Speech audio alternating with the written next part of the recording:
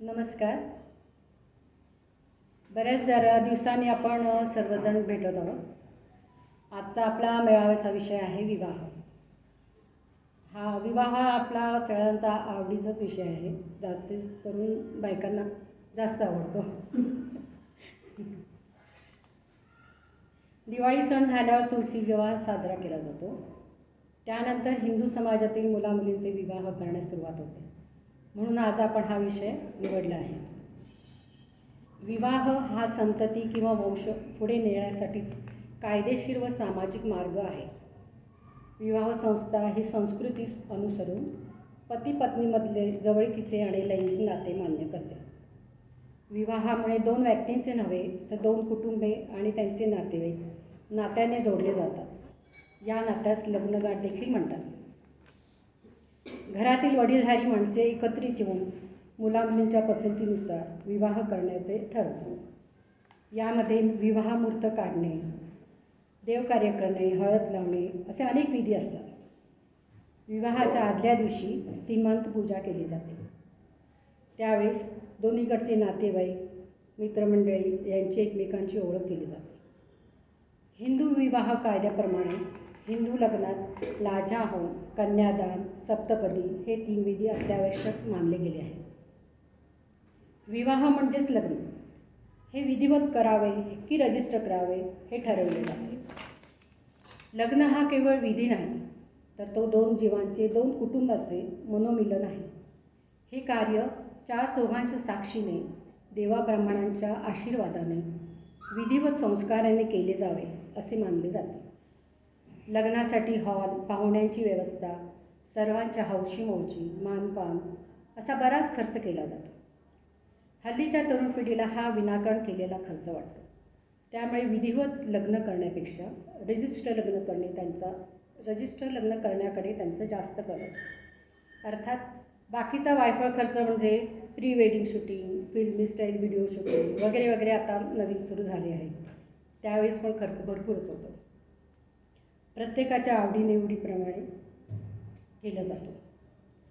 आपण आपल्या आजच्या सादरीकरणाच्या विषयाकडे वळूया. मी आता विद्याताईंना विनंती करते की त्यांनी आपले सादरीकरण करावे. धन्यवाद.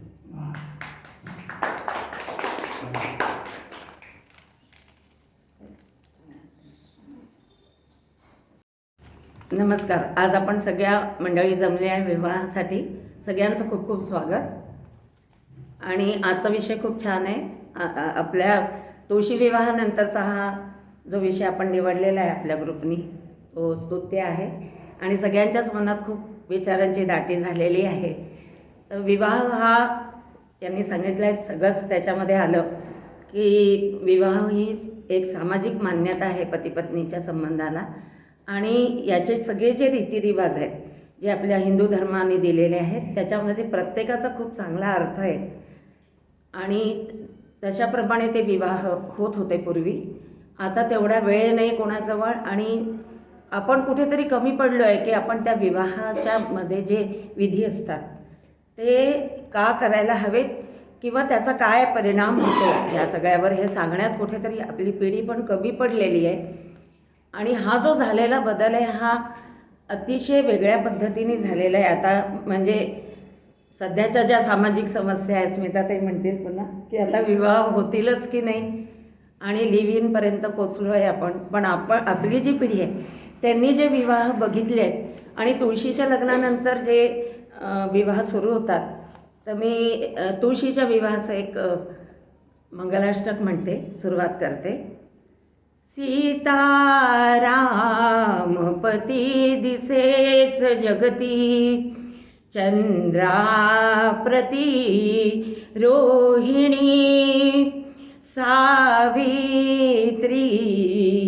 पती सत्यवान जणुकी, नारायणा लक्ष्मी घाली रुक्मिणी मालिका सुकरे, स्वानंद बंसीधरा तेसी शोभे सरस्वती गणपती कुर्यात् सदा मंगलम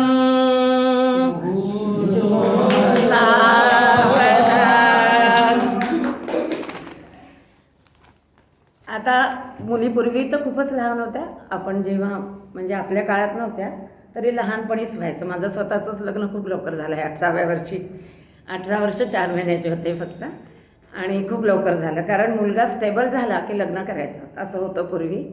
आणि बहुतेक तरुणपणी जेव्हा दोघांनाही सर्व दृष्टीने आवश्यकता असते आणि मुलगी लहान असते तर आपण म्हणतो ना की कुठल्या एका अंगणातनं दुसऱ्या अंगणात लावायचं असलं तर छोटंसं रोपटं लागतं. तुम्ही जर झाड लावायचा प्रयत्न केला तर ते लागत नाही. सध्या जी परिस्थिती आहे ती तशीच आहे. पण मी त्यावेळच्या गोष्टी म्हणजे विचार करते. आपण जेव्हाचं हे बघितलेलं आहे तर त्याच्यामध्ये उपवर मुलीच्या मनात काय तेव्हा तिच्या मनात होत असतं ते सांगते. दिवसा मागून दिवस चालले, ऋतू मागुनी ऋतू, जीव लगा कधी रे येशील तू, जीव लगा कधी रे येशील तू.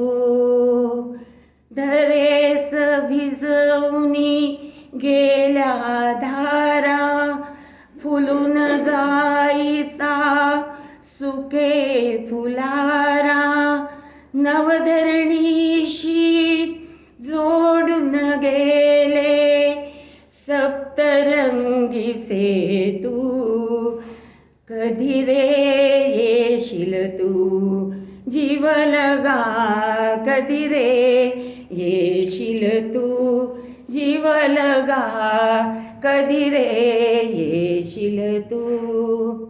आता बघण्याचा कार्यक्रम व्हायचा आणि बहुतेक आपल्या साधारण घरांमध्ये सूचना देऊन ते आल्यानंतर त्यांना परिस्थितीला परवडेल आणि सगळ्यांना पुरेल असे पोहे केले जायचे आणि बहुतेक ते मुलीच्या हाताने केले जायचे.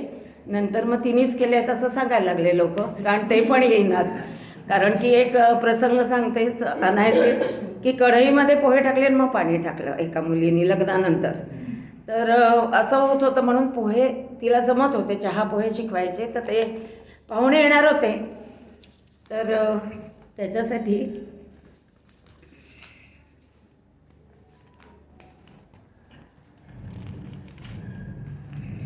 अगदी रफ आहे कारण म्हणून वेळ लागतो.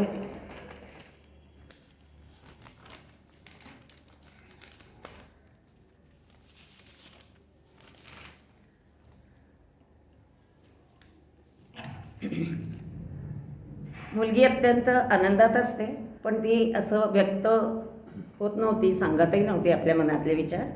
तर ते गाण्यातनं घेते.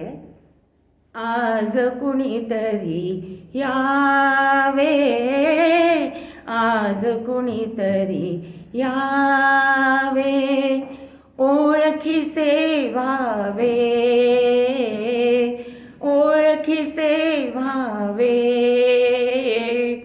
आज कुणीतरी यावे, आज कुणीतरी यावे, जशी अचानक या धरणीवर गरजत आले वळवाचे थर, असे तयाने यावे, आज कुणीतरी यावे, आज कुणीतरी यावे.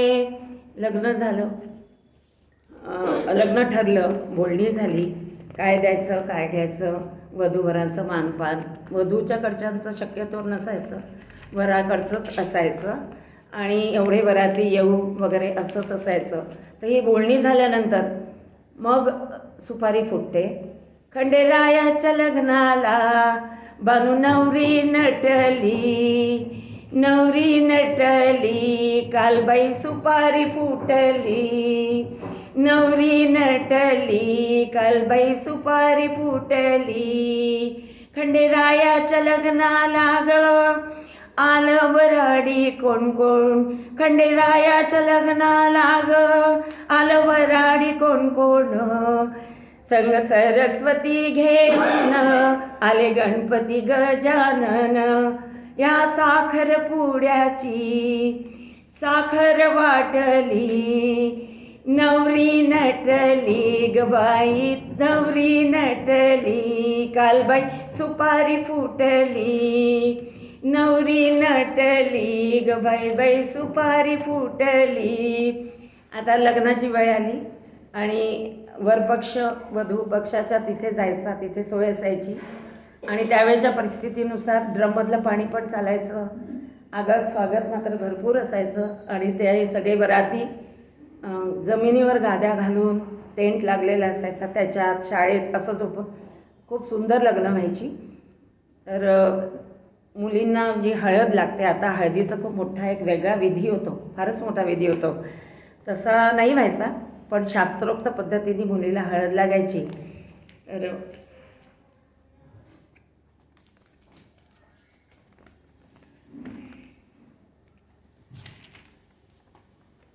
पिवळी पिवळी हळद लागली, भरला हिरवा चुडा, वधूला जरी झालीस तू ग, सांगे तो चौघडा, बाजूबंद त्या गोठ पाटल्या, बिलवर नक्षीदार, तुझ्या हृदय ग कुणी छेडिली, रतिवीणेची तार, सांग कुणी ग अंगठीत या, तांबूस दिदला खडा, वधूला जरी झालीस तू ग, सांगे तो चौघडा, पिवळी पिवळी हळद लागली.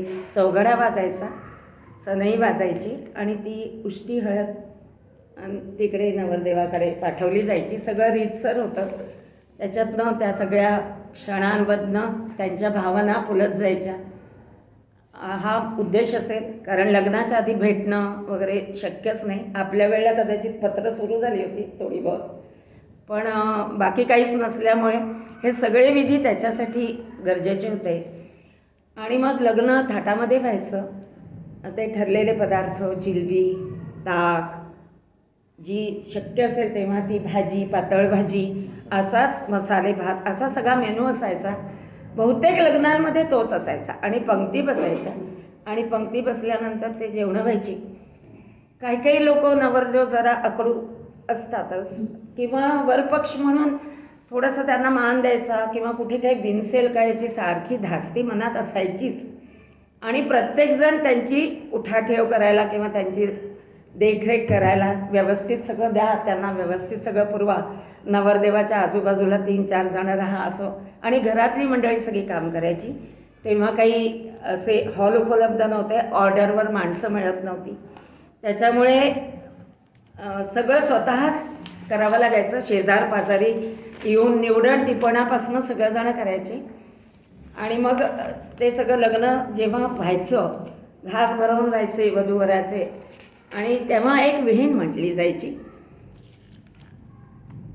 तेव्हा खरंच त्या आईच्या मनातल्या भावना, कारण हा अनुभव प्रत्येकाला आहे, काळ बदलला तरी मुलगी जर पाठवायची असली आणि कितीही चांगला जावई मिळाला तरी ती मोठी केलेली मुलगी पाठवताना अतिशय त्रास होतो. आणि तिथे सासर कसं मिळेल, तिला तिथे सुख मिळेल की नाही याची शंका असायची, तिला पोटभर जेवणही मिळेल की नाही. तर मुलाची आई म्हणजे खूप महान, म्हणजे आपल्या संस्कृतीत तसंही मुलाला खूप जास्त महत्त्व आहे आणि त्या घरी तिला पाठवायचं आहे म्हणून तिची मुलीची आई विनवणी करते. ओटीत घातली मुलगी विहीण बाई, सांभाळ करावा हीच विनवणी पायी. ओटीत घातली मुलगी विहीण बाई, सांभाळ करावा हीच विनवणी पायी वधुमाय तुम्ही तुम्हा सारे ठावे वाटते तरी आज उगी सांगावे मी पदर पसरते जन्मदायिनी आई सांभाळ करावा हीच विनवणी पायी लाडकी लेकही माझी पहिली वहिली भागेच तिच्या सून आपुली झाली तुम्हीच या पुढे तिजसी माझ्या ठाई सांभाळ करावा हीच विनवणी पायी माहेर आपुले सत्पुरुषांच्या वंशी सासरी वाढत्या सतत सुखांच्या राशी पाठीशी आपुल्या नित्य उभी पुण्याई सांभाळ करावा हीच विनवणी पायी. यावेळेला सगळ्यांच्या डोळ्यातनं धारा व्हायला लागल्या. त्याच्यामुळे काही दिवसानंतर ही विहीण बदलली होती, पण माझ्याजवळ ती नव्हती. तर ही मुलाची आई आश्वासन देते की मी तुमच्या मुलीला खूप चांगलं सांभाळेल. आणि आता तर काही विहीण वगैरे म्हणायची गरजच नाही आहे. आता उलटच आहे, उलट आहे की मुलीची आई सांगते की माझी मुलगी राहिली, तुम्ही नीट ठेवली तर ठीक आहे, नाही तर बघून घेईन. आणि मग लग्न झाल्यानंतर ती गाणी आहेत, ती नाही म्हणणार. दाटून कंठ येतो, कारण की संपूर्ण मला असं वाटतं मुलींचा सांभाळ करताना वडील सहसा कधी हळवे होत नाही आणि झाले तरी दाखवत नाहीत आणि रडत तर कधीच नाही. पण असं एकही लग्न नसेल ज्याच्यामध्ये मुलीची पाठवणी करताना वडील रडत नाही. आणि तो जो फोटो प्रत्येकाच्या अल्बममध्ये असेल की वडील आपल्या मुलीला जेव्हा ती नमस्कार करते तेव्हा हे गाणं जनरली म्हटलं जातं, जा मुली जा दिल्या घरी तू सुखी राहा, किंवा दाटून कंठ येतो. ते मी सादर करत नाही कारण भरपूर वेळ लागेल. आणि मग नवजीवनाची जेव्हा सुरुवात होते तेव्हा बहुतेक घरामध्ये पूर्वी एकत्र कुटुंब पण असायचं आणि प्रत्येकाला वाटतं की आपलं घर छान असावं. दोघंजण आपलं घर सजवतात. काही जण मुंबईला नोकरी करायचे किंवा बाहेर नोकरी करायचे, मग ते आपलं घर बघायचे, स्वतःच्या पायावर उभं राहून करण्याची तेव्हा पद्धत होती. सगळं काही वडिलांनी करून द्यायचं किंवा आईने करून द्यायचं असं नाही. मुलांनी आपलं कर्तृत्व सिद्ध करायला पाहिजे लग्नानंतर, असं होतं. मग ते आपले छोटं घर, एक खोलीचं घर जसं त्यांना परवडेल तसं शोधायचे. त्याच्यावर भरपूर गाणी आहेत, पण आता ते मी म्हणत नाही. आणि मग त्याच्यात ते आपुले असावे घरटे आपुले छान, त्यात असावा बाग बगीचा. एका मराठी माणसाचं तरी तेवढंच स्वप्न असतं की भाजी स्वस्त मिळाली पाहिजे. आज मी बाजारात जाईन तेव्हा एक छोटंसं टुमदार घर हवं, त्याच्यासमोर एक बाग बगीचा हवा, एखाद दोन मुलं हवी आणि सगळं घर सगळं कुटुंब कसं हसरं असावं. आणि आईवडील असले भाग्याने तर त्यांचा मी सांभाळ करावा, अशी माफक अपेक्षा आपल्या या मिडल क्लास फॅमिलीची होती. आणि ती अतिशय सुंदर होती आणि तशीच पूर्वीची घरं होती. आणि मग अर्थातच लग्नानंतर मुली सहसा नोकरी करत नव्हत्या आणि केली तरी शाळेची शिक्षिका वगैरे असंच क्षेत्र त्यांना असायचं. आणि त्याच्यामध्ये लग्नानंतर स्वाभाविकपणेच नवीन पाहुणा घरामध्ये येणार आहे तर त्याला काही तुम्हाला किती वर्ष हवीत वगैरे किंवा विचार करायला वेळ हवा किंवा आम्ही सांभाळ करू शकू की नाही वगैरे आताचं फॅड असं नव्हतं. तर ती छोटीशी लाजरी गुजरी मुलगी जेव्हा तिला कळतं की ती आई होणार आहे तेव्हा अत्यंत घरी दोन्ही घरी आनंद होतो आणि आपल्याकडे डोहाजेवण करण्याची पद्धत आहे.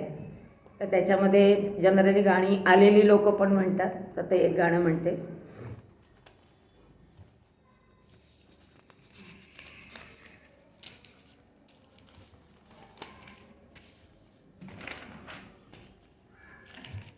जीवनात ही घडी अशीच राहू दे, जीवनात ही घडी अशीच राहू दे. प्रीतीच्या फुलावरी वसंत नाचू दे, जीवनात ही घडी अशीच राहू दे, जीवनात ही घडी अशीच राहू दे. रंगविले मी मनात चित्र देखणे, रंगविले मी मनात चित्र देखणे. आवडले वेडीला स्वप्न खेळणे, स्वप्नातील चांदवा, स्वप्नातील चांदवा जीवास लाभू दे, जीवनात ही घडी अशीच राहू दे. हळूच तुला बघण्याचा छंद आगळा,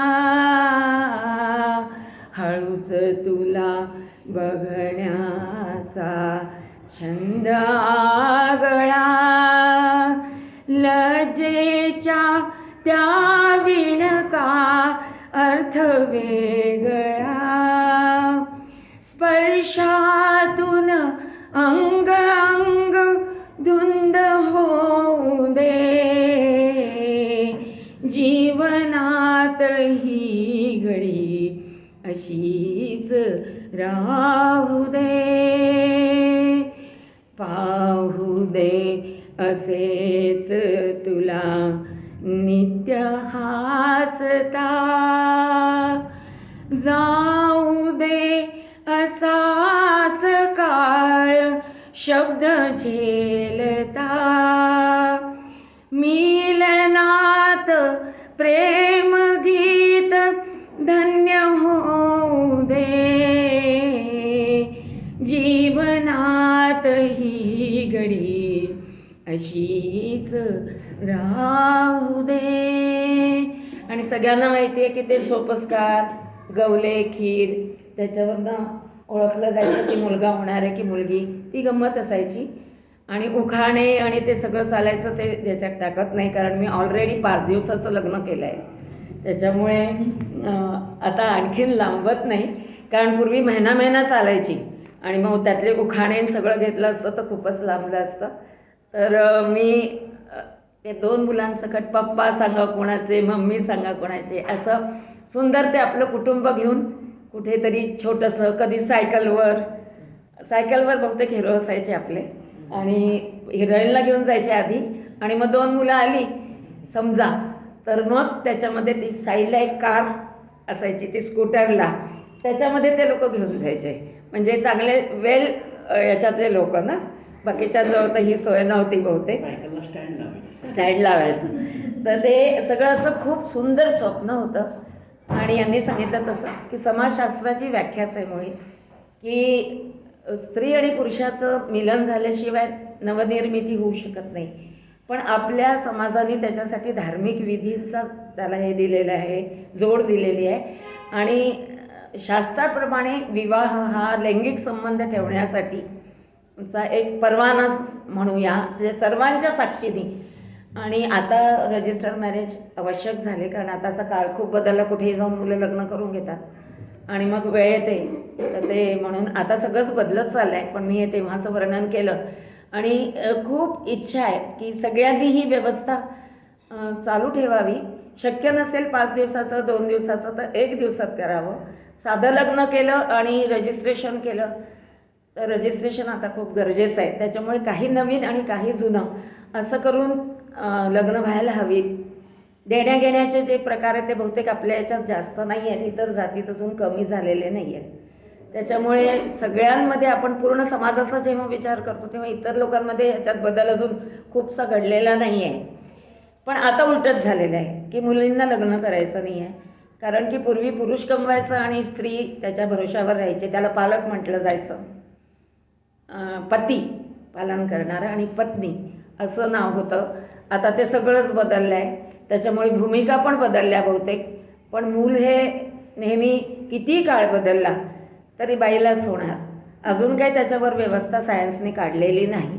त्याच्यामुळे ही व्यवस्था, विवाह व्यवस्था, हे जे संस्कार आहे किंवा ही जी पद्धती आहे ही कायम टिकवावी, ही आपली भारतीय संस्कृती आहे. आणि कालचे निकाल आपल्या सगळ्यांच्या आवडीचे लागलेले आहे. हिंदू राष्ट्र फक्त म्हटल्याने किंवा घोषणा दिल्याने राहणार नाही आहे. आपल्याला सगळ्यांना प्रयत्न करणं गरजेचं आहे. याच्या छोट्या माध्यमातनं आपली ही संस्कृती आणि संस्कार जपले तरच हिंदू राष्ट्र जिवंत राहील. आज अमेरिका आणि हे किती पुढे गेले तरी आपल्या योगासाठी आणि कुटुंबासाठी भारताकडेच बघतात. मग आपण का त्यांच्याकडे बघून वेगळं म्हणजे शिकायला हरकत नाही, पण आपण पूर्णच बदलत चाललो आहे. तर सगळ्यांनी तो मध्य गाठला पाहिजे. सगळ्यांनी आपल्या आजूबाजूला आणि घरी प्रयत्न करा असा माझा संदेश आहे. आणि आज खूप छान विषय ठेवला. आणि मी 5 दिवसाचं लग्न जरा रटाळ होता. आता तर म्हणजे 1 दिवसाचंही बघवत नाही लोकांना, कारण तयार होऊन येतात, करायचं काहीच नसतं. पायातल्या चपला पण निघत नाहीत बायकांच्या. औक्षवाणाला यायचं तर आधी त्यांना सांगावं लागतं, त्यांचे ते सँडल्स वगैरे काढून या म्हणून, अशी गती आहे. तर ते हो, तर ते म्हणून आता तशी शॉर्टच झाली आहेत लग्न. सगळ्यांना इन्स्टंट हवं. 9 महिन्यावर न जर 3 महिन्यावर किंवा 4 महिन्यावर बाळंतपणा आली तर कदाचित शक्य आहे. काही आता मुलंही नको आहे कारण कोणाला. त्यामुळे पुढे लग्न होतील की नाही माहिती नाही. तर बराच वेळ घेतला. सगळ्यांनी नेहमीप्रमाणे मी लांबवलं आणि पहिल्यांदा त्यांनी मला घेतलं. मला आवाज येईल का असं वाटत होतं की शेवटी घ्या त्यांना. पण मला तुम्ही सगळ्यांनी होकार दिला आणि मी प्रयत्न करून थोडंसं पळतायला वेळ लागला, कारण मी गाणी उतरवली. गेल्या वेळेस मोबाईलमध्ये मला जरा त्रास होत होता बघायला इतकी गाणी, म्हणून मी लिहून आणलं म्हणून वेळ लागला.